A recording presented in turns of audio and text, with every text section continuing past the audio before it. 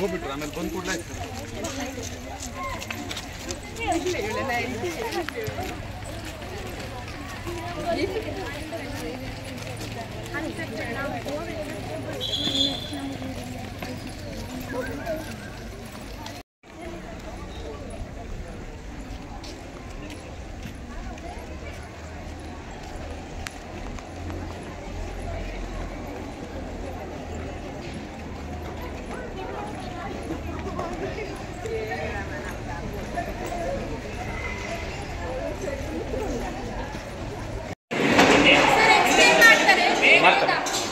Double ended Kannada medium ಅಲ್ವಾ?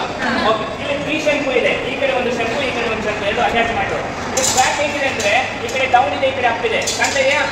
ಈಗ ಇದು ಡಬಲ್ ಎಂಡೆಡ್ ಕೋನ್ ನೋಡಿ, ಕಾಣ್ತಾ ಇದೆಯಾ ಡಬಲ್ ಎಂಡೆಡ್ ಕೋನ್? ನಾನು ಈ ಬ್ಯಾಕ್ ಹೇಗಿದೆ ಅಂದ್ರೆ ಇದು ಸ್ಲೈಡ್ ಇದೆ, ಇಳಿಜಾರು. ಈ ಇಳಿಜಾರದಲ್ಲಿ ನಾನು ಮಧ್ಯದಲ್ಲಿ ಡಬಲ್ ಎಂಡೆಡ್ ಕೋನ್ ಅಂದ್ರೆ 3 ಶಂಕನ್ನು ಇಡ್ತಾ ಇದ್ದೀನಿ. ಓಕೆ, ನಿಮ್ಗೆ ಕಾಣ್ತಾ ಇದೆ? ಇದು ಸ್ವಲ್ಪ ಬನ್ನಿ. ಓಕೆ ನೋಡಿ, ಈಗ ನಾನು ಬಿಟ್ಟಾಗ ಯಾವ ಕಡೆ ಮೂವ್ ಆಗುತ್ತೆ? ಕೆಳಗಡೆ ಮೂವ್ ಆಗುತ್ತಾ ನೀವು ಮೇಲೆ ಹೋಗುತ್ತಾ? ಕೆಳಗಡೆ. ಯಾಕೆ ವಸ್ತುಗಳು ಕೆಳಗಡೆ ಹೋಗುತ್ತೆ? ಇಳಿಜಾರು ಪ್ರದೇಶ ಕಡೆ ಗುರುತ್ವಾಕರ್ಷಣ ಬಲ ಹೆಚ್ಚು ಆಕರ್ಷಿಸುತ್ತೆ ಅಲ್ವಾ? Because of gravitational force attract the downward. ಹಾಗಾದ್ರೆ ಕೆಳಗಡೆ ಬರ್ಬೇಕಲ್ವಾ? ನೋಡುವ, ರೆಡಿ, 1 2 3 ಸ್ಟಾರ್ಟ್. ಏನಾಯ್ತು? ನೀವೇನ್ ಹೇಳಿದ್ದು? ಯಾಕೆ ಮೇಲೆ ಹೋಯ್ತು? ಇರ್ಬೇಕಲ್ವಾ? ಎಲ್ಲ ವಸ್ತುಗಳು ಮೇಲೆ ಕೆಳಗೆ ಬರೋದಲ್ವಾ? ನಾವು ಕಲ್ಲೆ ಸುತ್ತ ಕೆಳಗೆ ಬರುತ್ತೆ, ಮೇಲೆ ಹೋಗುತ್ತಾ? ಇಲ್ಲಿ ನೋಡಿ, ಇದು ಉಲ್ಟಾ, ಇಲ್ಲಿಟ್ರು ಮೇಲೆ ಹೋಗುತ್ತೆ. ಸ್ವಲ್ಪ ಹುಚ್ಚಿದಕ್ಕೆ ಅಲ್ವಾ? ನೋಡಿ, ಕೆಳಗೆ ಬರುತ್ತೆ, ತಳ್ಳಬೇಕು, ಇಲ್ಲಾಂದ್ರೆ ಬರೋದೇ ಇಲ್ಲ. ನೋಡಿ, ಕೆಳಗೆ ಮಾತ್ರ. ಈ ಕಡೆ ತಾನಾಗೆ ಫಾಸ್ಟ್ ಬರುತ್ತೆ ಇನ್ನು. ಈಗ ಹೇಳಿ, ನೀವೆಲ್ಲ ವಿಜ್ಞಾನಿಗಳು, ಫ್ಯೂಚರ್ ವಿಜ್ಞಾನಿಗಳು, ಶಬಾಷ್ ಅನ್ಕೊಳ್ಳಿ ನೀವೇ. ಯಾಕಲ್ವಾ? ಹೇಳೋದ್ರಲ್ಲಿ ಏನಿದೆ, ಮುಂದೆ ಆದ್ರೆ ನೋಡುವ ಅಲ್ವಾ? ಓಕೆ ನೋಡಿ, ನಿಮ್ಗೆ ಯಾಕೆ ಹೇಳ್ತೀನಿ ಅಂದ್ರೆ ವಿಜ್ಞಾನಿಗಳಂತ ಅಬ್ಸರ್ವೇಷನ್ ವೆರಿ ಇಂಪಾರ್ಟೆಂಟ್. ಯಾವುದೇ ಒಂದು ವಸ್ತು ನೋಡಿದಾಗ ನೀವು ಸುಮ್ಮನೆ ಸಾಮಾನ್ಯ ವ್ಯಕ್ತಿ ತರ ನೀವು ಒಪ್ಕೊಳ್ಬಾರ್ದು. Observation is very important. ಅದಾದ್ಮೇಲೆ ಅನಲೈಸ್ ಮಾಡಬೇಕು, ಅದಾದ್ಮೇಲೆ ಹೈಪೋಥೆಸಿಸ್, ಆದ್ಮೇಲೆ ಕೊನೆಗೆ ನಾವು ಕನ್ಕ್ಲೂಷನ್ ಇದು ಹೌದೋ ಇಲ್ಲೋ ಅಂತ. ಈಗ ನಾನೇನು ಹೇಳಿದೆ ನಿಮಗೆ? ಅನಲೈಸ್ ಅದು ಅಬ್ಸರ್ವೇಷನ್ ಮಾಡಿ ಅಂತ ಹೇಳಿದಲ್ವಾ? ಇನ್ನೊಂದ್ಸಲ ನೀವು ವಿಜ್ಞಾನಿ ಅಂತ ನಿಮ್ಮ ತಲೆಯಲ್ಲಿ ಇಟ್ಕೊಂಡು ನೋಡಿ, ಅಬ್ಸರ್ವ್ ಮಾಡಿ. ಈಗ ಮೇಲೆ ಹೋಗ್ತಾ ಇದೆ ಕೆಳಗಡೆ ಅಂತ. ಓಕೆ, ನಮ್ಮೆಲ್ಲ ವಿಜ್ಞಾನಿಗಳಿಗೆ ಹೇಳ್ತಾರೆ ಇವಾಗ ಮೇಲೆ ಹೋಗ್ತಾ ಕೆಳಗೆ. ಈಗ ಯಾವ್ದಾದ್ರು ಈಗ ನೋಡಿ, ವಸ್ತುಗಳು ಮೇಲೆ ಹೋಗಕ್ಕೆ ಸಾಧ್ಯನೇ ಇಲ್ಲ ಅಂತ ನಮ್ಗೆ ಎಲ್ರಿಗೂ ಗೊತ್ತುಂಟಾ? ಇಳಿಜಾರದಲ್ಲಿ ನೀವು ಸೈಕಲ್ ತಗೊಂಡು ಬರ್ತಾ ಇದ್ರೆ ಸೈಕಲಿಂಗ್ ಉಲ್ಟಾ ಹೋಗುತ್ತೆ ಏನಾದ್ರು? ಮತ್ತೆ ಇದು ಕೂಡ ಹೀಗೆ ಇಳಿಜಾರಲ್ವಾ? ಹಾಗಾದ್ರೆ ಮೇಲೆ ಹೋಗಿದೆ ಅಂತ ಆದ್ರೆ ಏನೋ ಒಂದು ಸಮಥಿಂಗ್, ಏನೋ ಒಂದು ತಪ್ಪು ಅಥವಾ ಏನೋ ಒಂದು ಆಗ್ತಾ ಇದೆ ಅಲ್ವಾ? ಸರಿ ಆಗ್ತಾ ಇಲ್ಲ ಅಂತ ಅನಿಸ್ತಾ ಇದೆ ಅಲ್ವಾ? ಗೋಳ ನಾನು ನೋಡ್ಲಿಲ್ಲ. ಆದ್ರೆ ಸಿಲಿಂಡರ್ ಇಟ್ಟರೆ ಇದು ಉಲ್ಟಾ ಆಗೋದಿಲ್ಲ, ಸೀದಾ ಬರುತ್ತೆ ಹಿಂಗೆ. ಸಿಲಿಂಡರ್ ಗೊತ್ತಲ್ವಾ? ನೋಡಿ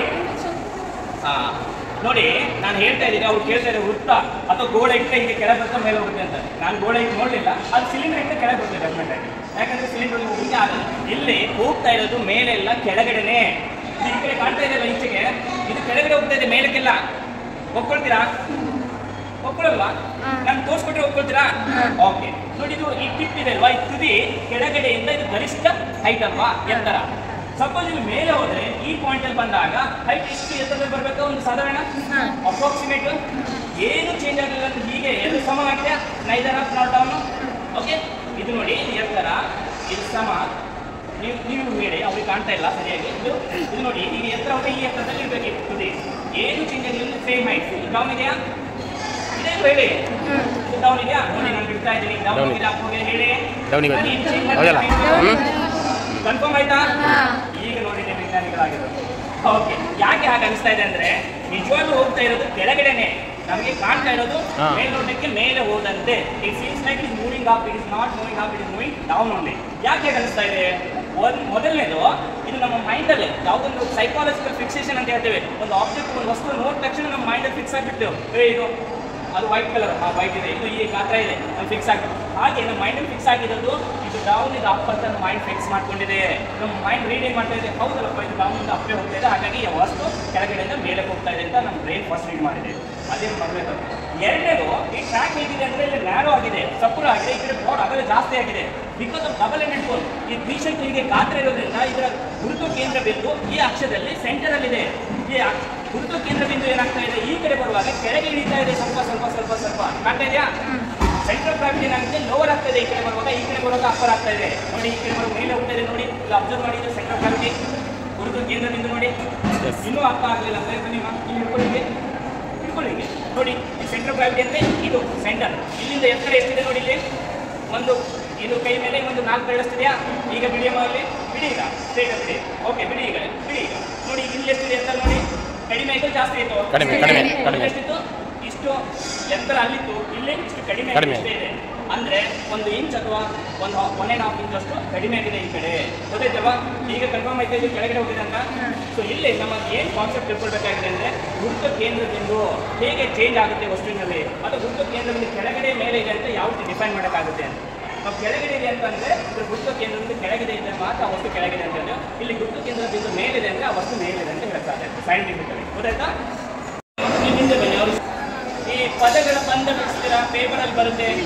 ಕೆಲವು ಗಣಿತ ಲೆಕ್ಕಗಳನ್ನು ಕೂಡ ಮಾಡ್ತೀರಾ. ಅಂದರೆ ಈಗ ವರ್ಟಿಕಲ್ ಹಾರಿಜಾಂಟಲ್ ಮಾಡಿ ಹೆಂಗಾದ್ರು ಮಾಡಿ ಅದು ಈಕ್ವಲ್ ಬರಬೇಕು. ಕೆಲವು ಪದಗಳು ಬರಬೇಕು. ಆ ರೀತಿ ಇದು ಒಂದು ಪಜಲ್, ಒಂದು ವೈಜ್ಞಾನಿಕ ಪಜಲ್ ಅಂತ ಹೇಳೋದು ನಾವು. ಪಜಲಿಂದ ನಾವು ಏನು ನಮ್ಮ ಲಾಜಿಕಲ್ ಥಿಂಕಿಂಗ್ ಅನ್ನು ಡೆವಲಪ್ ಆಗ್ತದೆ, ತಾರ್ಕಿಕ ಚಿಂತನೆ ಏನಿದೆ ಅಲ್ಲ ಅದು ಡೆವಲಪ್ ಆಗುತ್ತೆ, ಬೆಳವಣಿಗೆ ಆಗುತ್ತೆ. ಹಾಗಾಗಿ ನಾವು ಪಜಲ್ಗಳನ್ನು ಸಾಲ್ವ್ ಮಾಡ್ತಾ ಇರಬೇಕು. ಪಜಲ್ ಅಂದ್ರೆ ಹೇಗೆಂದರೆ ಒಂದು ಟಾಸ್ಕ್ ಇರುತ್ತೆ, ದೊಡ್ಡ ಸಮಯದಲ್ಲಿ ಅದನ್ನು ಕಂಪ್ಲೀಟ್ ಮಾಡಬೇಕು. ರೂಬಿಕ್ ಕ್ಯೂಬ್ ನೋಡಿದ್ರಲ್ವಾ? ಅದನ್ನು ರಪ್ಪ ಮಾಡಿ ಕೆಲವರು ಬರುತ್ತೆ, ಕೆಲವರು 1 ವರ್ಷ ಆದರೂ ಅಲ್ಲೇ ತಿನ್ಕಾಡ್ಬೇಕಾಗುತ್ತೆ ಅಲ್ವಾ? ಹಾಗೆ. ಸೊ ಇಲ್ಲಿ ನೋಡಿ, ಇದು ಒಂದು ರೋಪ್ ಇದೆ, ಹಗ್ಗ ಇದೆ. ಇಲ್ಲಿ 3 ರಾಡ್ ಇದೆ, 1 2 3. ಈ 3 ರಾಡಿಗೆ ಒಂದೊಂದು ಸಲ ಈ ರೋಪ್ ಹಗ್ಗವನ್ನು ಸೇರಿಸಬೇಕು. ಹೇಗೆ ಅಂದರೆ ಒಂದೊಂದಿಂದ ಒಂದೇ ಸೇರಿಸ್ಬೇಕು. ಒಂದು ರೋಪ್ ಅನ್ನಾಗ 2 ಕೂಡಿ ಒಂದಿಲ್ಲ ನೋಡಿ. ಇದು ಒಂದಾಯ್ತಾ? ಹೀಗೆ 1 ಇದು 2 ಆಯ್ತಾ? ನೆಕ್ಸ್ಟ್ 3 ಎಸ್ 3. ಅದೇ ರೀತಿ 3 2 ಮತ್ತೆ 1 ಎಸ್. ಸೊ ಇಲ್ಲಿ ನನಗೆ ಪ್ರಾಕ್ಟೀಸ್ ಅಂದರೆ ಇಲ್ಲಿ ನಾನು ಪ್ರಯತ್ನಗಳು ಜಾಸ್ತಿ ಮಾಡಿದೆ ಅಥವಾ ಪ್ರಾಕ್ಟೀಸ್ ಮಾಡಿದರೆ ನನಗೆ ಸುಲಭವಾಗಿ ಬರುತ್ತೆ. ನೀವು ಕೂಡ ಪ್ರಾಕ್ಟೀಸ್ ಮಾಡಿದರೆ ಯಾವ ಪಜಲ್ ಕೂಡ ಸಾಲ್ವ್ ಮಾಡ್ಬೋದು. ಯಾರು ಟ್ರೈ ಮಾಡ್ತೀರಾ? ಬನ್ನಿಮ್ಮ ಮಾಡಿ. ಗುಡ್. ಚಪ್ಪಾಳೆ ಅವರಿಗೆ. ಒಂದು ಕಂಪ್ಲೀಟ್ ಆಯಿತು. ನೆಕ್ಸ್ಟ್ ಅಲ್ಲಿ ಯೋಚನೆ ಮಾಡಬೇಕು ನೀವು, ಅದರಲ್ಲಿ ಇನ್ವಾಲ್ವ್ ಆಗಬೇಕು. ಅವಾಗ ನಿಮಗೆ ಆ ಟಾಸ್ಕ್ ಕಂಪ್ಲೀಟ್ ಮಾಡೋಕ್ಕಾಗುತ್ತೆ. ಯಾರಾದರೂ ಹೆಲ್ಪ್ ಮಾಡಿ ಅವರಿಗೆ.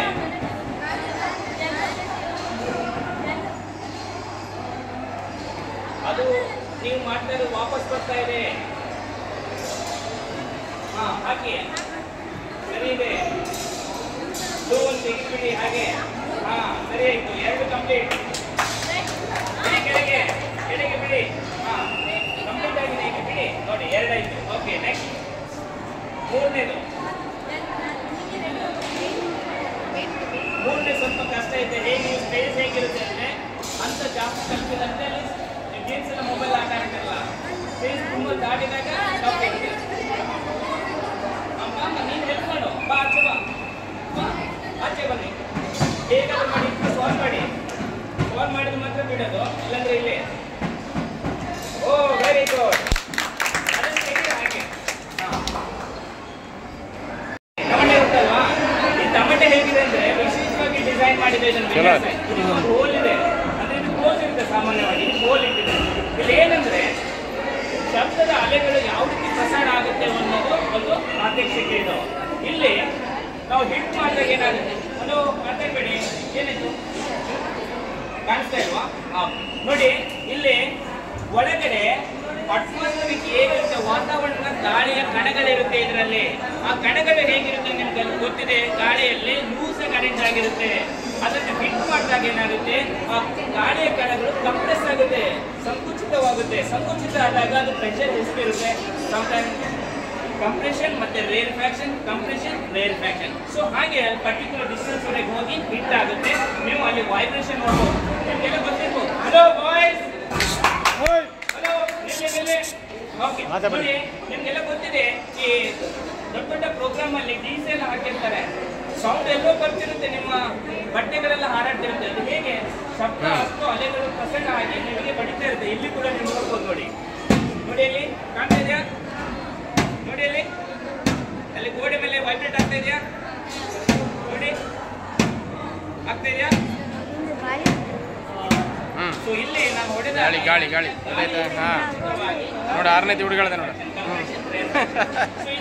ಲಾಂಜಿಟ್ಯೂಡ್ನಲ್ ವೇವ್ಸ್ ಅಂತ ಹೇಳ್ತಾರೆ. ಶಬ್ದದ ಅಲೆಗಳು ಲಾಂಜಿಟ್ಯೂಡ್ನಲ್ ವೇವ್ಸ್. ಅದು ಹೇಗೆ ಪ್ರಸರಣ ಆಗ್ತಾ ಇದೆ? ಗಾಳಿಯ ಒಂದು ಮಾಧ್ಯಮದ ಮೂಲಕ. ಸೊ ಇದು ನಿಮಗೆ ಮಾಧ್ಯಮದ ಮೂಲಕ ನೀವು ನೋಡ್ಬೋದು ಶಬ್ದದ ಅಲೆಗಳು ಪ್ರಸರಣ. ಗೊತ್ತಾಯ್ತಾ? ಹಾಗೆ ಒಳಗಡೆ ಹೋಗಿ ಒಳ್ಳೆಯದು ಇದು. First class. ಇದು ಗ್ರ್ಯಾಂಡ್ ಶಟಲ್ ಅಂತ ಕೊಟ್ಟು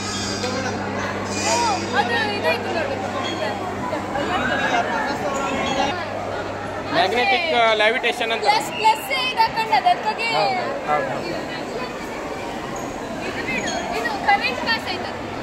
ರೈಸಿಂಗ್ ಆರ್ಕ್ ಪ್ರೆಸ್ ಮಾಡ.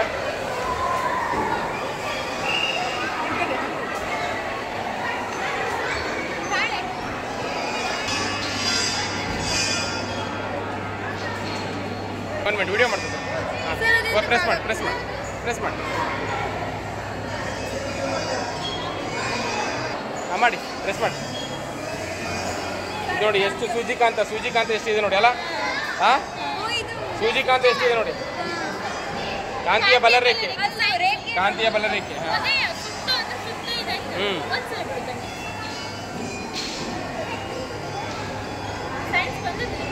ಎಂತಾಯ್ತು?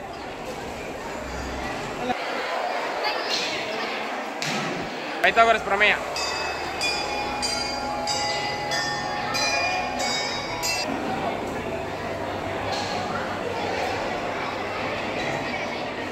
ಇದ್ಯಾವುದು?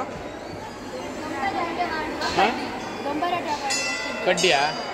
ದೊಂಬರಾಟ ಆಡ್ತದ್ಯಾ? ಹಾಂ ಓದ್ತೀವಿ ನೋಡು ಒಂದ್ಸಲ. ನಾವು ವಿಡಿಯೋ ಮಾಡ್ತೀವಿ.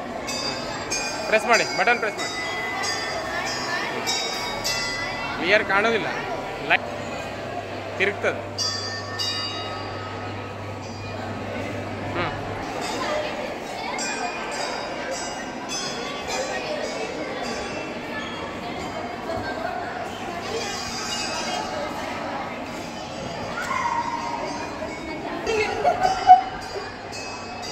ಪ್ರೆಸ್ ಮಾಡು. ಹಾಂ ನೋಡು. ಹಾಂ ಬನ್ನಿ. ಎಸ್ ಬಂತಲ್ಲ ಶ್ಯಾಡೋ. ಲಿಸಾಸ್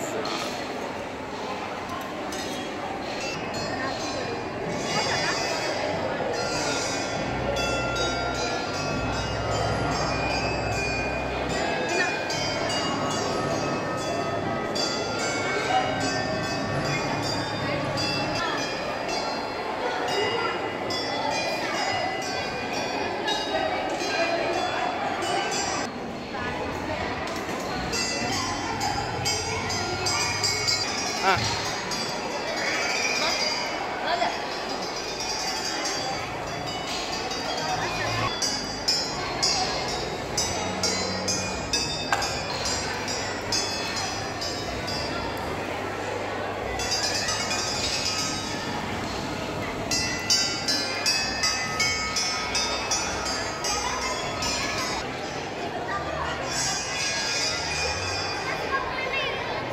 ತಾಗ್ತಾ ನೀವು ಬರ್ತೀರಿ ಕಲರ್ ಶೇಡು. ನೀವಿಬ್ರು ಎಸ್ ಈ ಕಡೆ ನೋಡ್ರಿ, ಒಬ್ರು ಈ ಸೈಡ್. ಹಾಂ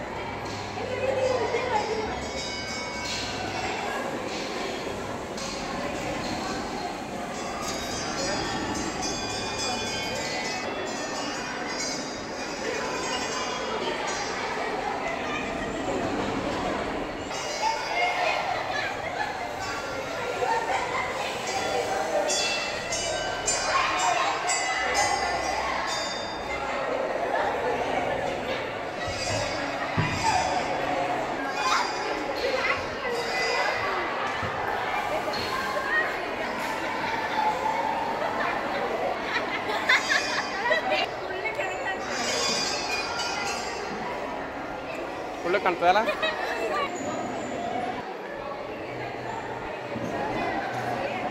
ಗೊತ್ತಿದೆ, ಬಟನ್ ಪ್ರೆಸ್ ಮಾಡಿ.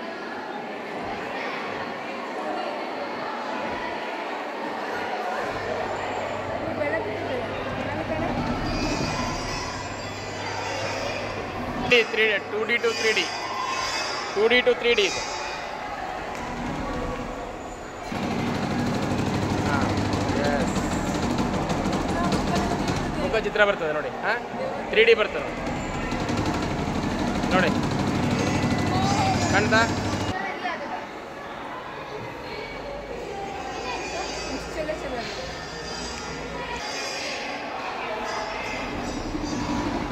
ಪ್ರೆಸ್ ಮಾಡ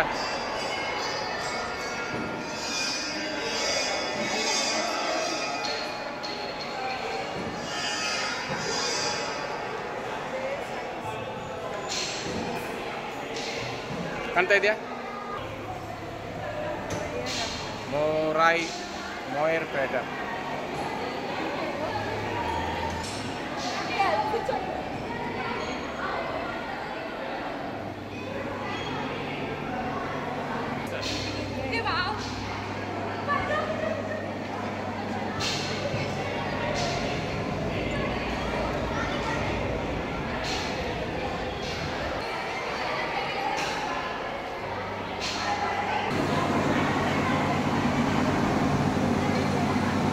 ಆಫ್ ಮಾಡಿ ಮತ್ತೆ ಆನ್ ಮಾಡಿ ಇದು ಯಾಕೆ ಹಿಂಗೆ ಆಗ್ತದೆ ಹೇಳಿ ನೋಡುವ ಹಾಂ ಯಾಕೆ ಹೇಳಿ ಇಲ್ಲಿ ಒತ್ತ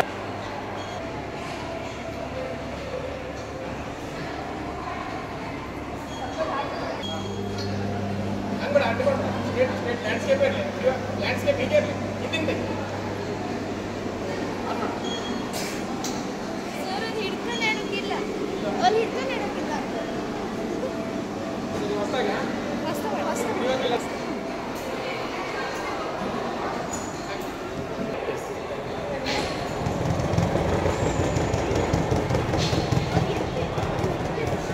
ಅಲ್ಲಿ ಬರ್ದಾರ ನೀವು ಓದಬೇಕು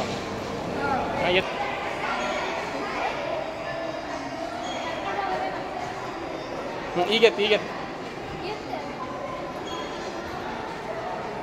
ತಿರುಗುದಿಲ್ಲಲ್ಲ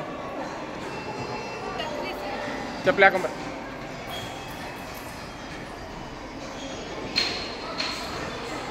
ಇಲ್ಲಿ ನೋಡಿ ಬಬಲ್ಸ್ ಗುಳ್ಳೆ ಮೇಲೆ ಹೋಗ್ತಾಯಿದೆ ನೋಡಿ ನೋಡಿದ್ರಾ ಹಾಂ ಎಸ್ ಎಳೆದು ಬಿಡ್ಬೇಕು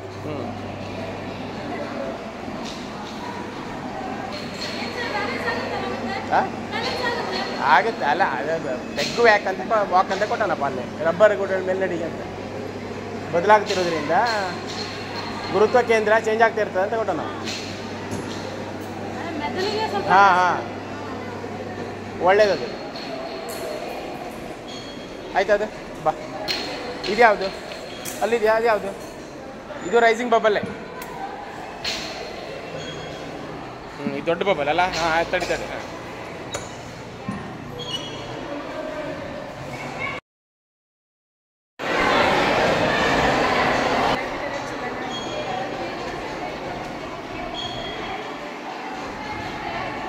ಸಿಂಪೆಥೆಟಿಕ್ ಸ್ಪ್ರಿಂಗ್ಸ್ ಅಂತ ಕರೀತಾರೆ ಅನುಕಂಪನ ಉಯ್ಯಾಲೆ ಇದು ವಾಯ್ ಆಕ್ಸಿಸ್ ಇದು ಮಾಡು ಇದು ಈ ಕಡೆ ಮೂವ್ ಆಗ್ತದೆ ಒಂದು ಈ ಕಡೆ ಹೋಗ್ತಾ ಒಂದು ಆ ಕಡೆ ಹೋದಂಗೆ ಅನ್ಸೋದು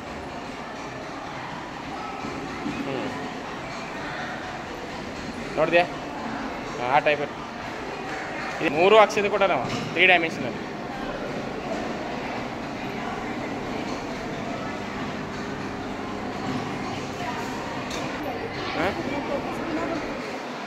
ವಾಪಸ್ ಬರ್ತದೆ ಒಳಗೆ ಹಾಕೋವರೆಗೆ ಬರ್ತಲ್ಲ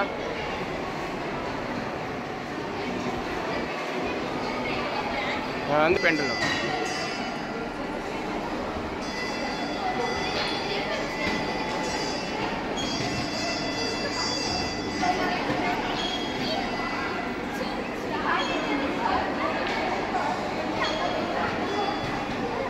ಶಾಸ್ ತಿರ್ಗಿಸ್ಬಿಡು ಹಾಂ ಎಸ್ ಹಾಂ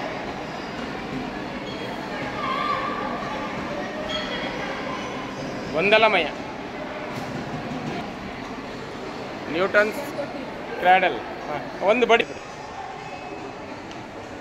ನೋಡಿದ್ರೆ ಹಾಂ ಈಗ 2 ಹೇಳಿ 2 ಜೋಡಿಸಿ ಎಳೆದು ಬಿಡು ಹಾಂ 2 ಆ ಕಡೆ ಹೋಯ್ತು ಹೌದಾ ಈಗ 3 ಹೇಳಿ ಸ್ವಲ್ಪ ಟೈಮ್ ಹೋಗಲಿ ಹಾಂ 3 ಹೋಗ್ತಾರೆ ಹೌದಲ್ಲ ಹಾಂ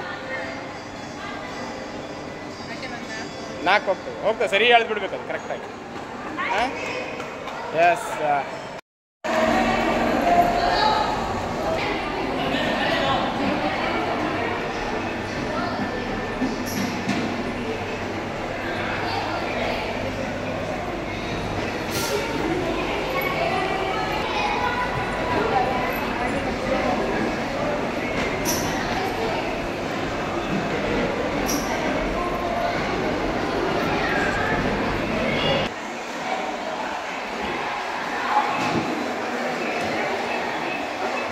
ಸೆಟ್ ಮಾಡಿ.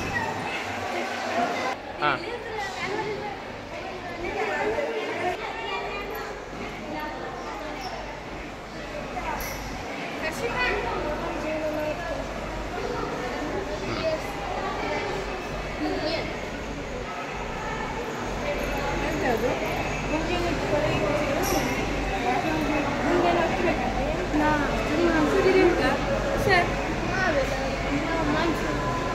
ಫಾಸಿಲ್ ಅದು ಇನ್ನೊಂದು ಹಿಂದಾಗಿ ಪಳೆಯುಳಿಕೆ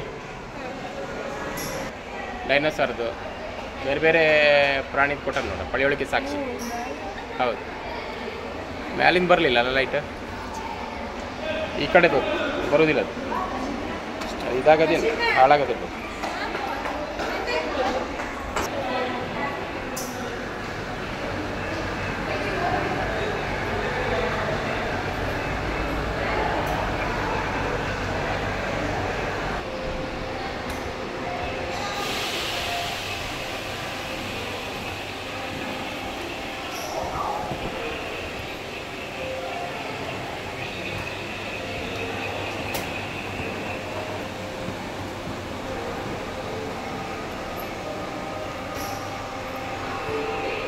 ಹಾರ್ನ್ಬಿಲ್ನೇ ಅಲ್ಲಿದೆ ನೋಡಿ, ಅಲ್ಲಿ ಪಕ್ಷಿ ಅಲ್ಲಿ ಹಾರ್ನ್ಬಿಲ್ ಕಾಣ್ತಿದೆ ನೋಡಿ, ಉದ್ದಕ್ಕೆ ಹೋಗ್ತಿದೆ ನೋಡಿ. ಹಾಂ ಇದು ಕಾಳಿಂಗ ಸರ್ಪ, ಕಾಳಿಂಗ ಸರ್ಪ.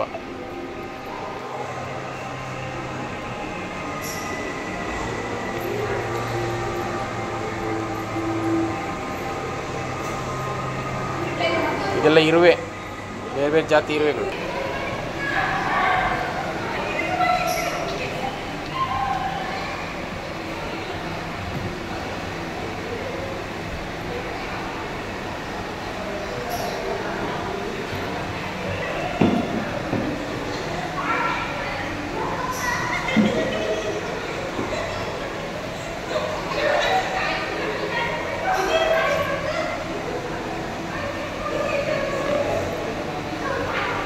ಅಕ್ವಾಕಲ್ಚರ್ ಪ್ರೆಸ್ ಮಾಡ. ಪ್ರಾನ್, ಕ್ರ್ಯಾಬ್ ಅಂದರೆ ಬೇರೆ ಬೇರೆ ಸಮುದ್ರದಲ್ಲಿ ಇರ್ತದೆ ಆ ಜೀವಿ. ಅದನ್ನು ತೋರಿಸ್ತದೆ.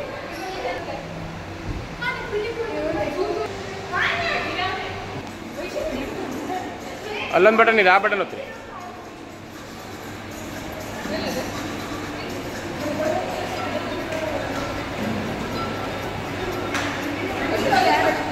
ಮೈಕ್ರೋಬ್ಸ್ ಇನ್ ಹ್ಯೂಮನ್ ಯಾವ್ಯಾವ ಮೈಕ್ರೋಬ್ಸ್ ಇದೆ ಅಂತ ಅದು ಕಾಣಿಸ್ತದೆ. ಅದರಲ್ಲಿ ಇದೆ ನೋಡಿ ಯಾವ್ಯಾವ್ದು ಇರ್ತದೆ ಅಂತ.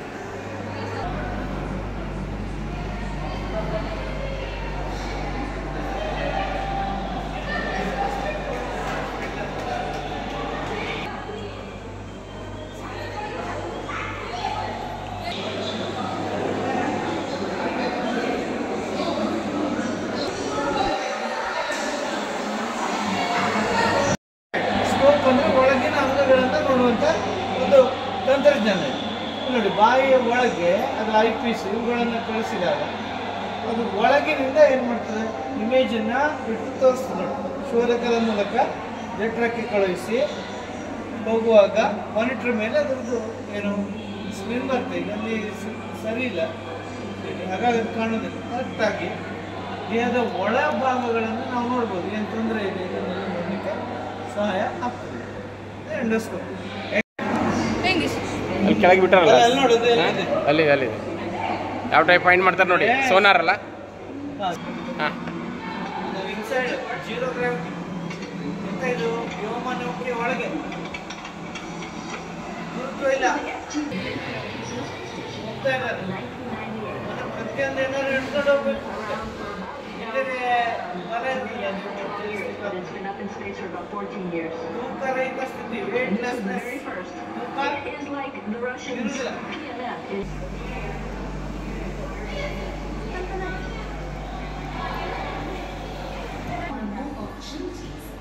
ಅಣುಶಕ್ತಿ ಸ್ಥಾವರ ಯಾವ ಟೈಪ್ ಇರುತ್ತೆ ಅನ್ನೋದು ಕೊಟ್ಟ. ಅಣುಶಕ್ತಿ ಸ್ಥಾವರ ಗೊತ್ತಲ್ಲ, ನಮ್ಮದು ಕೈಗಾದಲ್ಲಿದೆಯಲ್ಲ ಕಾರವಾರ. ಹಾಂ, to rub shoulders with top professionals from all across the globe and work on the edge of technology. The company's human resource policy. ಏನು ಮಾಡ್ತಾರೆ ಅಣುಶಕ್ತಿ ಸ್ಥಾವರದಲ್ಲಿ?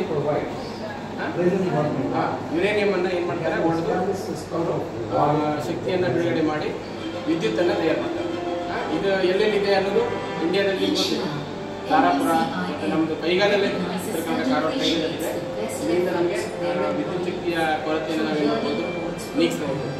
ಇದೆಲ್ಲ ನೋಡಿ ಓದ್ಬೋದು. The best performers are scouted.